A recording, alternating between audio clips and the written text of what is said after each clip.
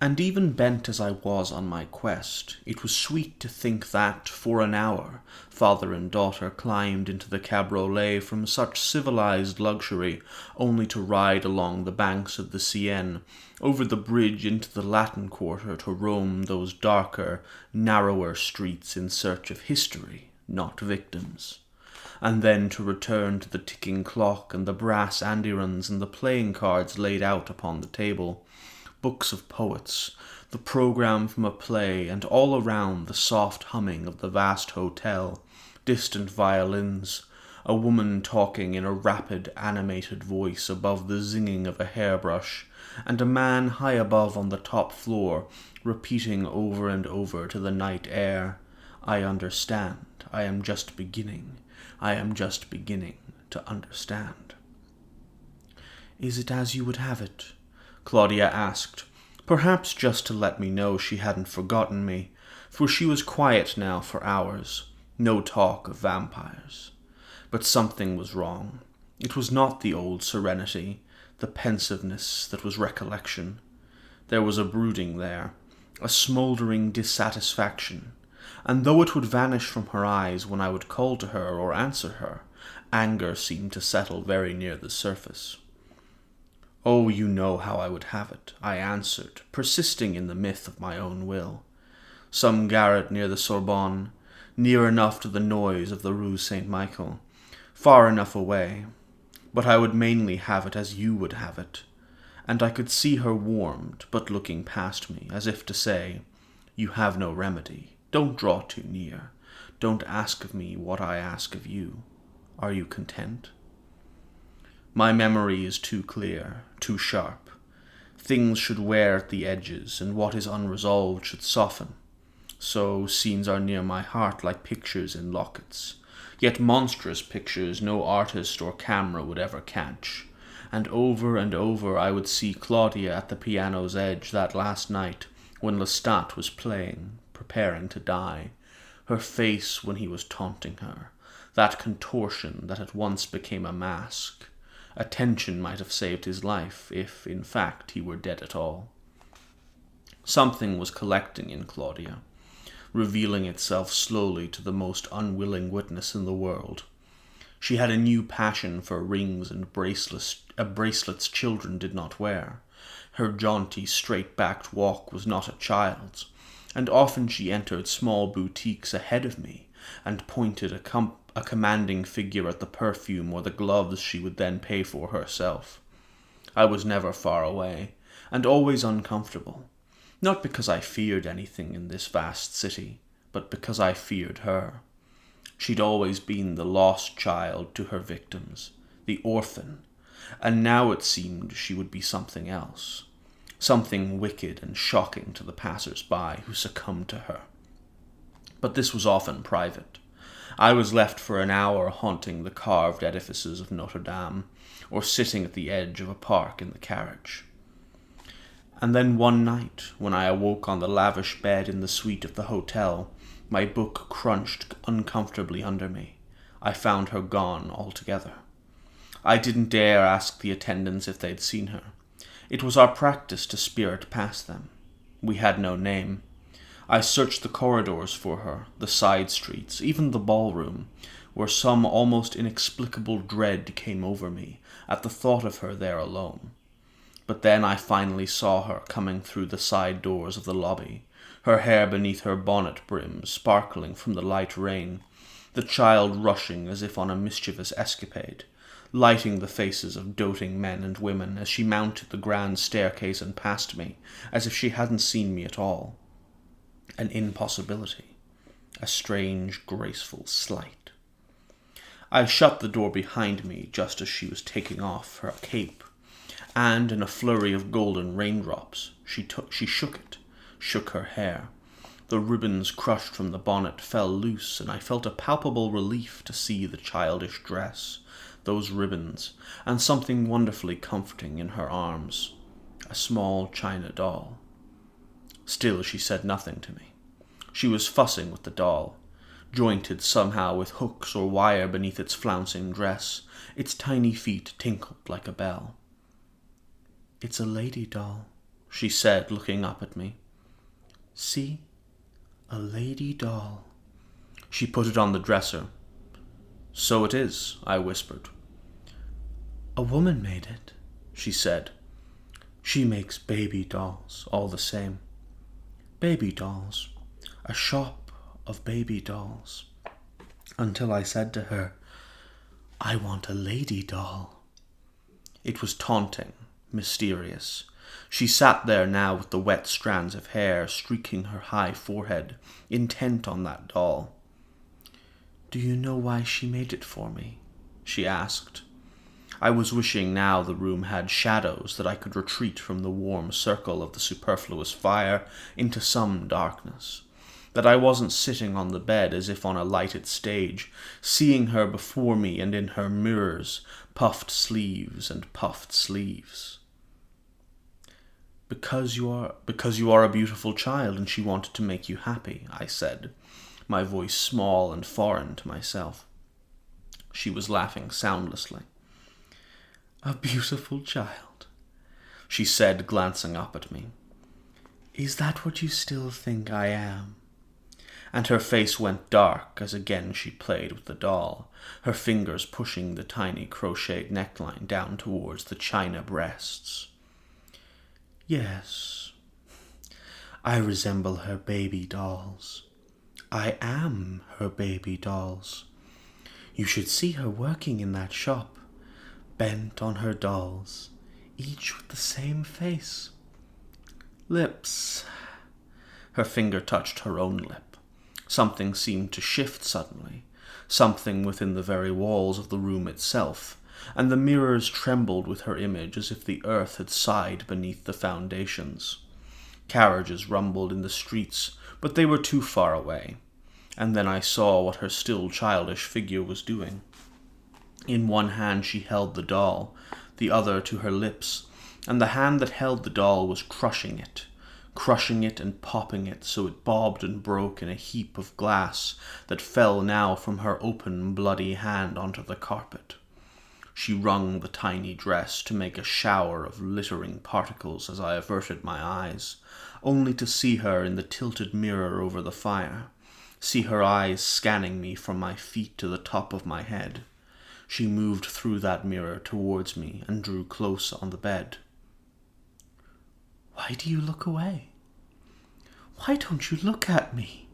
she asked, her voice very smooth, very like a silver bell. But then she laughed softly, a woman's laugh, and said, "Did you think I'd be your daughter forever? Are you the father of fools, the fool of fathers?" "Your tone is unkind to me," I answered. Unkind." I think she nodded. She was ablaze in the corner of my eye, blue flames, golden flames. "And what do they think of you?" I asked as gently as I could. "Out there." I gestured to the open window. "Many things," she smiled. "Many things. Men are marvelous at explanations.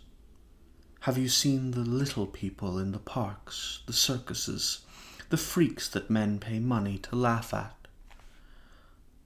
"I was a sorcerer's apprentice only," I burst out suddenly, despite myself. "Apprentice," I said. I wanted to touch her, to stroke her hair, but I sat there afraid of her, her anger like a match about to kindle.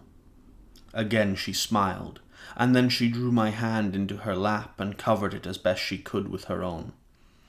"Apprentice, yes," she laughed. "But tell me one thing from that lofty height. What was it like making love?" I was walking away from her before I meant to. I was searching like a dim-witted mortal man for a cape and gloves. "You don't remember?" she asked with perfect calm as I put my hand on the brass door handle. I stopped, feeling her eyes on my back, ashamed, and then I turned around and made as if to think.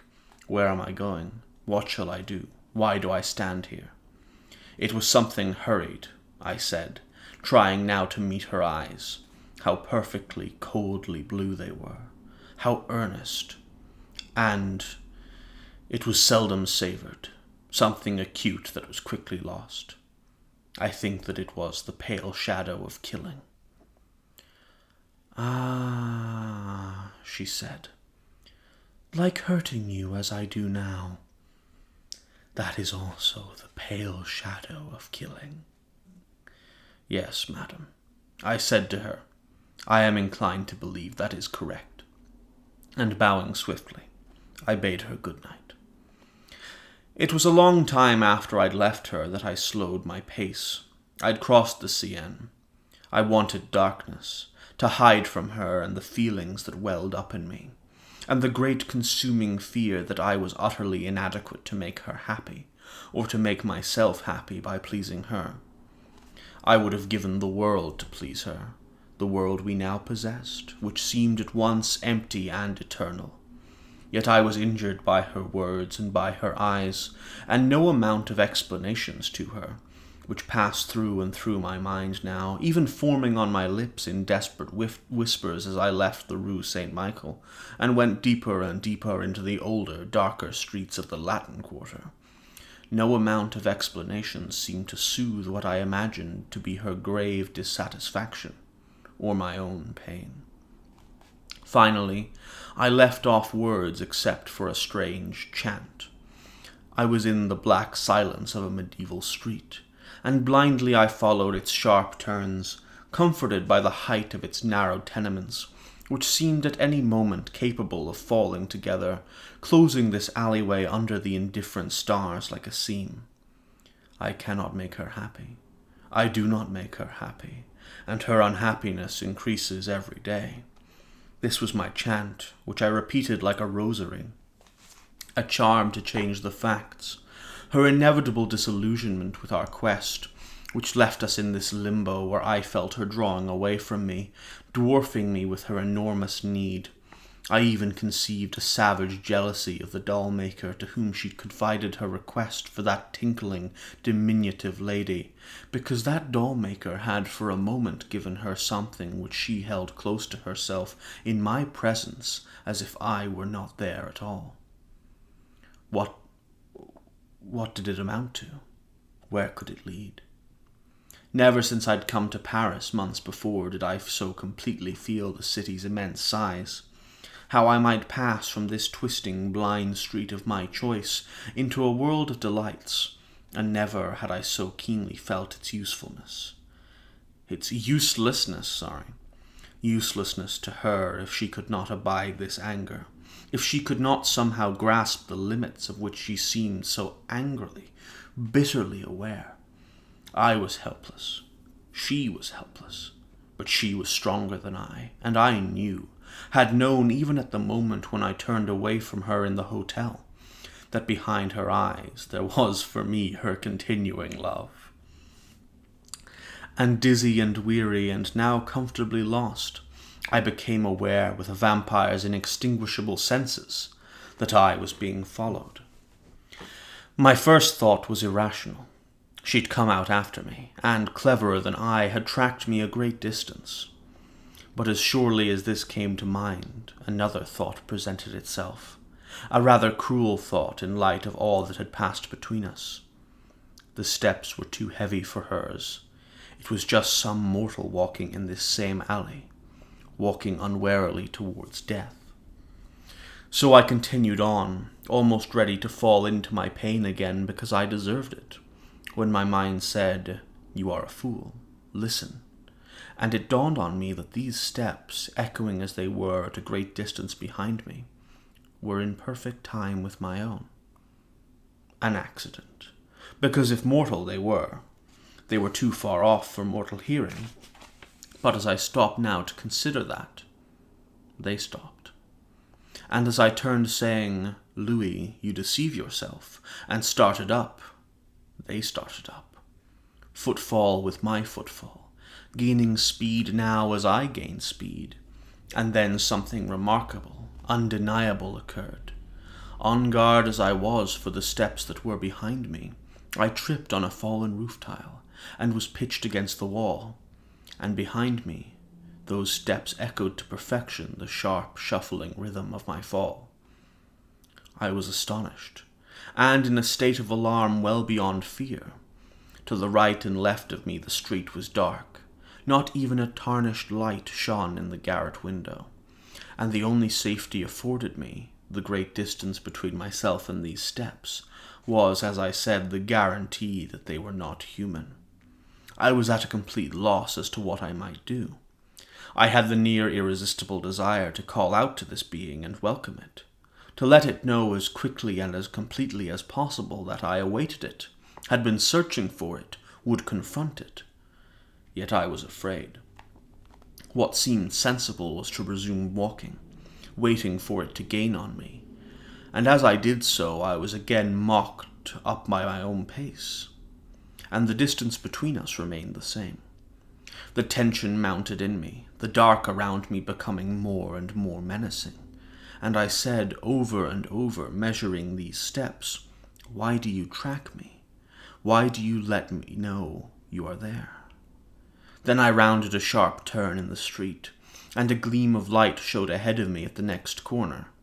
The street sloped up towards it, and I moved on very slowly, my heart deafening in my ears, reluctant to eventually reveal myself in that light.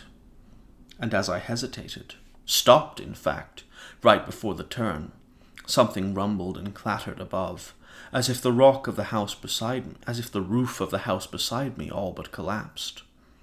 I jumped back just in time, before a load of tiles crashed into the street, one of them brushing my shoulder. All was quiet now. I stared at the tiles, listening, waiting, and then slowly I edged around the turn into the light, only to see there looming over me at the top of the street beneath the gas lamp the unmistakable figure of another vampire. He was enormous in height, though gaunt as myself, his long white face very bright under the lamp, his large black eyes staring at me in what seemed undisguised wonder. His right leg was slightly bent, as though he'd just come to a halt in mid-step, and then I suddenly realized that not only was his black hair long and full and combed precisely like my own, and not only was he dressed in identical coat and cape to my own, but he stood imitating my stance and facial expression to perfection. I swallowed and let my eyes pass over him slowly, while I struggled to hide from him the rapid pace of my pulse, and his eyes in like manner passed over me. And when I saw him blink, I realized I had just blinked. And as I drew my arms up and folded them across my chest, he slowly did the same. It was maddening, worse than maddening, because as I barely moved my lips, he barely moved his lips. And I found the words dead, and I couldn't make other words to confront this, to stop it. And all the while there was that height and those sharp black eyes and that wonderful attention which was, of course, perfect mockery, but nevertheless riveted to myself. He was the vampire. I seemed the mirror. "Clever," I said to him shortly and desperately, and of course he echoed that word as fast as I said it. And maddened as I was more by that than anything else, I found myself yielding to a slow smile, defying the sweat which had broken from every pore and the violent tremor in my legs. He also smiled, but his eyes had a ferocity that was animal, unlike my own, and the smile was sinister in its sheer mechanical quality. Now I took a step forward, and so did he. But when I stopped short, staring, so did he. But then he slowly, very slowly, lifted his right arm, though mine remained poised, and, gathering his fingers into a fist, he now struck at his chest in quickening time to mock my heartbeat. Laughter erupted from him. He threw back his head, showing his canine teeth, and the laughter seemed to fill the alleyway. I loathed him completely. "You mean me harm?" I asked, only to hear the words mockingly obliterated. "Trickster," I said sharply. "Buffoon!" That word stopped him, died on his lips even as he was saying it, and his face went hard. What I did then was impulse. I turned my back on him and started away, perhaps to make him come after me and demand to know who I was. But in a movement so swift I couldn't possibly have seen it, he stood before me again, as if he had materialized there. Again I turned my back on him, only to face him under the lamp again, the settling of his dark wavy hair the only indication that he had in fact moved. "I've been looking for you. I've come to Paris looking for you." I forced myself to say the words, seeing that he didn't echo them or move, only stood staring at me. Now he moved forward slowly, gracefully, and I saw his own body and his own manner had regained possession of him, and, extending his hand as if he meant to ask for mine, he very suddenly pushed me backwards, off balance. I could feel my shirt drenched and sticking to my flesh, and I righted myself, my hand grimed from the damp wall. And as I turned to confront him, he threw me completely down. I wish I could describe to you his power. You would know if I were to attack you, to deal you a sharp blow with an arm you never saw move towards you. But something in me said, "Show him your own power," and I rose up fast, going right for him with both arms out, and I hit the night, the empty night swirling beneath that lamppost, and stood there looking about me, alone and a complete fool. This was a test of some sort. I knew it then, though consciously I fixed my attention on the dark street, the recesses of the doorways, any place he might have hidden. I wanted no part of this test, but saw no way out of it, and I was contemplating some way to disdainfully make that clear when suddenly he appeared again, jerking me around and flinging me down the sloping cobblestones where I'd fallen before. I felt his boot against my ribs, and enraged I grabbed hold of his leg, scarcely believing it when I felt the cloth and the bone. He'd fallen against the stone wall opposite and let out a snarl of unrepressed anger. What happened then was pure confusion. I held tight to that leg, though the bones strained to get at me, and at some point after he toppled over me and pulled loose from me. I was lifted into the air by strong hands. What might have happened I can well imagine. He could have flung me several yards from himself.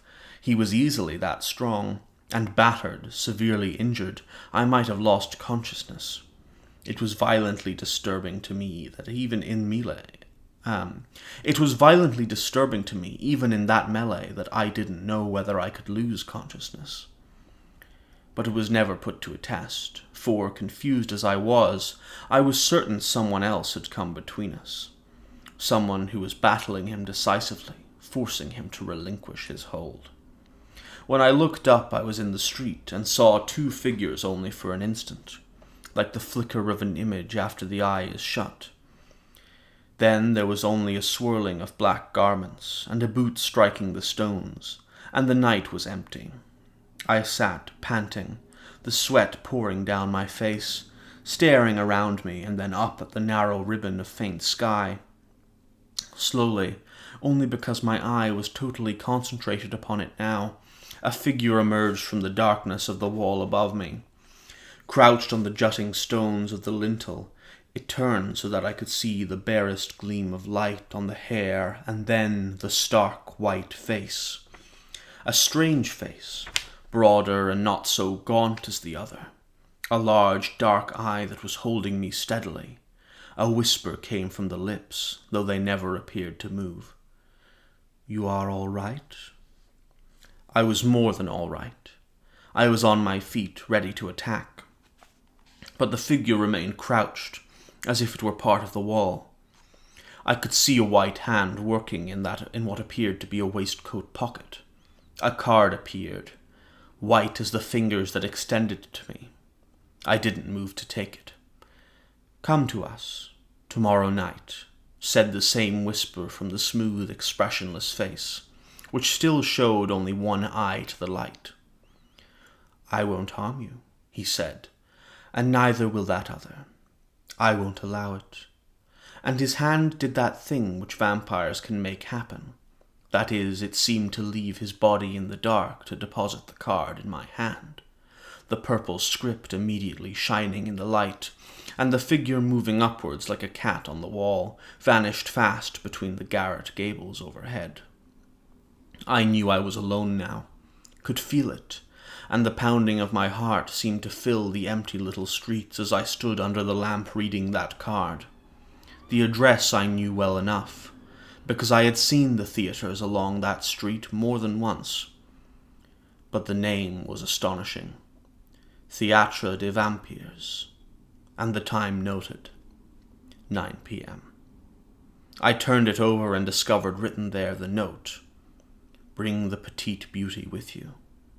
You are most welcome. Armand." There was no doubt that the figure who'd given it to me had written this message, and I had only a very short time to get to the hotel and tell Claudia of these things before dawn. I was running fast, so that even the people I passed on the boulevards did not actually see the shadow that brushed them. And that's where we're going to leave it for today.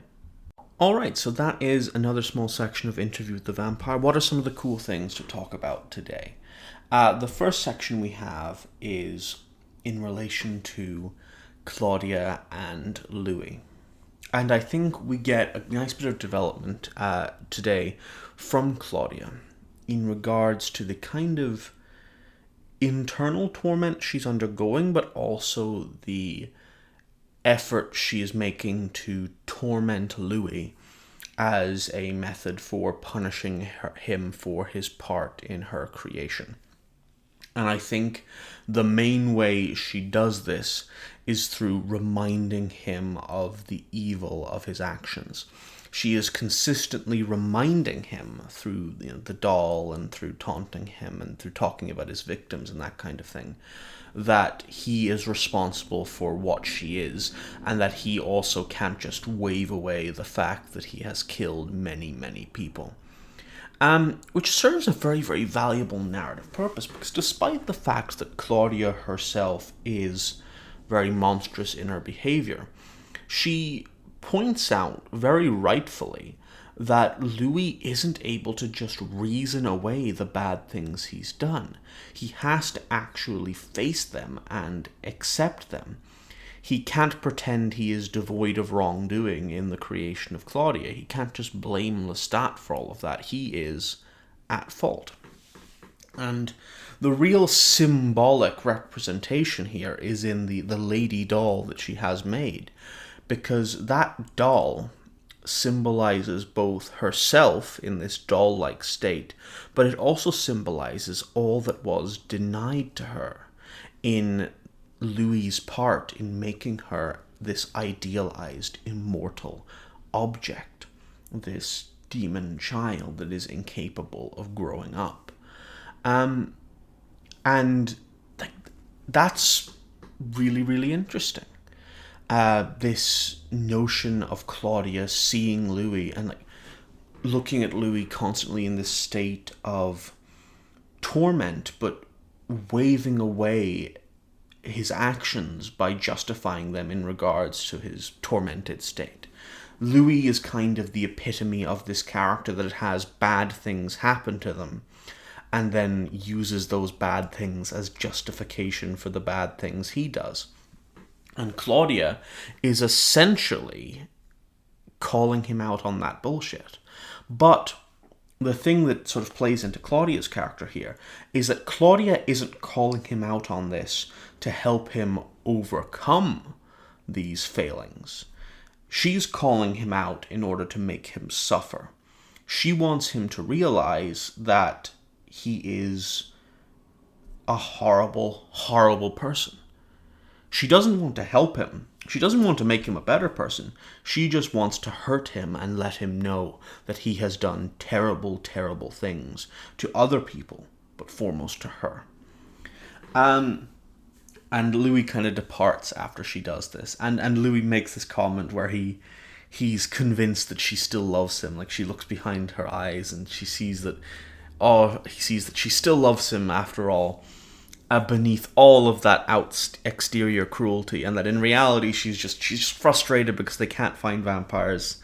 And I don't buy that at all. In truth, you've heard my reading of Claudia thus far, and I think this is just a prime example of, firstly, Claudia making Louis suffer because she has complete control over him and she wants him to suffer in regards to that. But it's also just an instance of Louis's narcissism and an example of how under Claudia's thumb he is, where she can engage in this cruelty towards him. She can make him suffer to this degree. And he still goes away and goes, oh, she still loves me. She still, would do anything for me. It's fine. I think that's what's going on here. And I think it's really, really interesting when you look at it from that perspective. And it just makes Claudia an even more fascinating character. And I think this is one of the coolest little bits with her. Another thing that we have going on here, obviously, is that Louis encounters another vampire.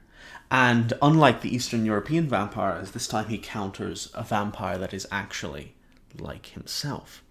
A bit too like himself, in fact, but we'll get on to that. So, Louis encounters one of the vampires from the theatre. Or more accurately, I suppose, the vampire encounters him. I can't remember the vampire's name off the top of my head. I think it might be Santiago, but that might be from one of the other books. Not sure. And the vampire, and all the vampires from the theatre, have clearly been observing him and Claudia for some time. This is indicated, of course, later when it mentions the petite beauty on the back of the business card. But it's also emphasized by the fact that this vampire from the theatre mimics Louis's clothing and mannerisms in order to mock him. It's clearly an attempt to make fun of and frustrate and belittle Louis on this first encounter.